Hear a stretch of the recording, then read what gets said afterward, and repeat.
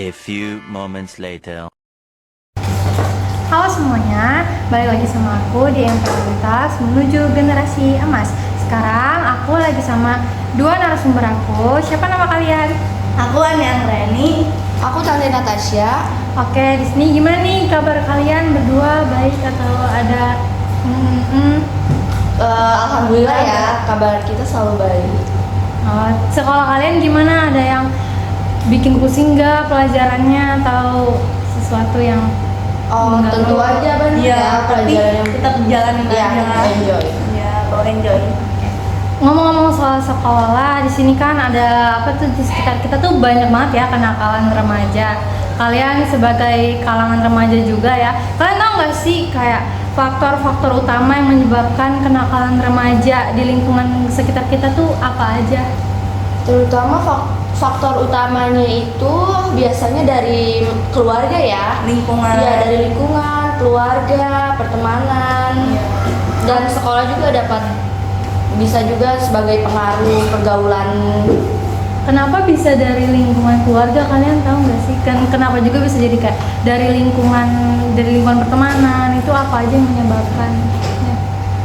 Nah, kalau dari lingkungan keluarga sendiri ya, kayak mereka tuh kurang dikasih perhatian sama kedua orang tuanya, kurang diberi kasih sayang, makanya mereka jadi ikut pergaulan bebas.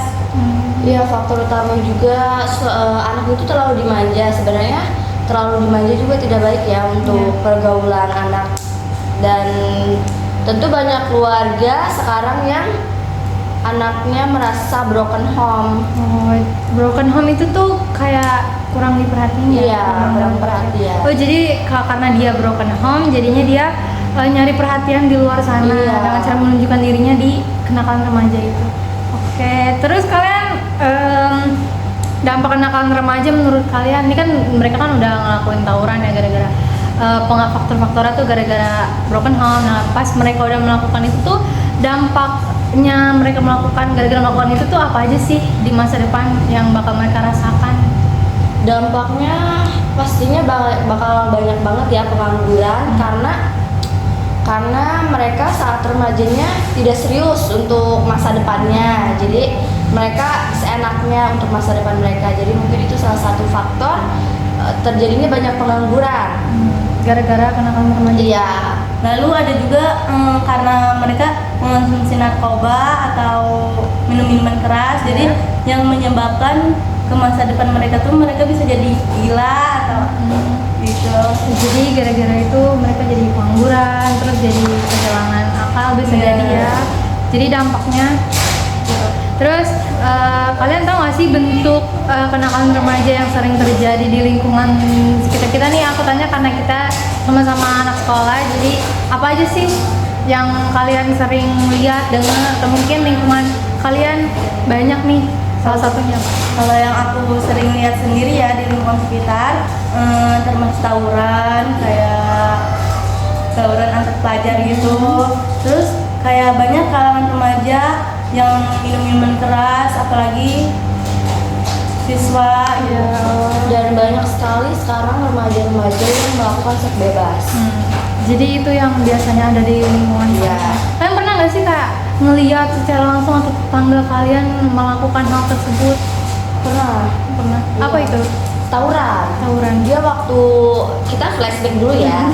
Dia waktu SMP itu selalu tawuran kan, sampai tangannya itu patah. Aku gak tahu ya tangannya mana, cuma tangan dia itu patah. Terus dia juga selalu keluar masuk BK dan dia tuh pernah ketahuan bawa celurit. Terus itu keluar masuk BK tuh ngaruh ke dia sampai dikeluarin sekolah atau sekarang masih sekolah?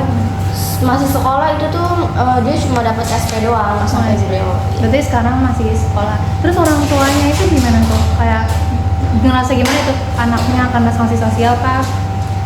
Aduh, pastinya orang tuanya merasa sedih ya, tapi belum kena sanksi sosial juga. Jadi masih gitu karena remaja. Terus kan kalian nih remaja ya sekolah. Terus kalau misalkan teman kalian kayak melakukan apa sih namanya? A few moments later. sebagai anak sekolahan, remaja, kalian kalau misalkan ada temen deket kalian gitu melakukan pembalasan dendam dengan cara tawuran gitu, dia ikut-ikutan, kalian apa aja sih yang bakal kalian sampaikan gitu? Ngelarangnya tuh gimana untuk memisahkan, maksudnya kayak janganlah gitu. Aku selalu mengingatkan mereka untuk ngelihat ke masa depan, jangan lihat di masa sekarang aja. Kan kita nggak tahu ya masa depannya seperti apa. Kalau misalnya melakukan tawuran kan itu berdampak untuk masa depan juga ya. Terus kalau misalnya mereka tetap gak denger omongan kita, itu terserah mereka, itu hak mereka. Konsekuensinya mereka yang tanggung. Jadi selagi saya udah menyampaikan pesan tersebut, kalau mereka tetap nggak dengar ya udah. Kalau dari aku sendiri sih yang Iya, kalau dari aku sendiri cepetan kita udah. cepetan. Kalau dari aku sendiri sih yang terutama ya, kita harus ngasih tahu dulu ke mereka benar yang tadi Tanti omongin. Lalu kalau udah dikasih tahu itu kedepannya serah mereka mau ngapain aja, jadi ya udah. A few moments later. Apa yang kamu lakukan? Dari aku sendiri sih yang terutama memberitahu kepada mereka ya, memberitahu kalau udah diberitahu tapi mereka tetap Ngeyel, iya tetap gitu ya. ngeyel gitu ya, ya udah itu urusan mereka. Berarti kalian tuh tipe orang yang kayak udahlah mereka gitu, tapi kalian ada rasa nggak sih kayak misalkan pengen ngasih tahu gitu? Ada sih kayak saran-saran untuk teman-teman di luar sana untuk kayak mencegah kenakalan remaja, kayak misalkan kalau misalkan ada nggak sih sarannya gitu, supaya mereka tidak melakukan kenakalan remaja tersebut kayak tawuran, seks bebas, narkoba, mabuk-mabukan, ada nggak sih? Kalau saran saya sih cukup berhenti aja ya, nggak ada yang lain, karena kan emang kita juga kan Indonesia kan membangun generasi emas. Kalau misalnya remajanya masih seperti ini, generasi emas itu tidak akan pernah tercapai.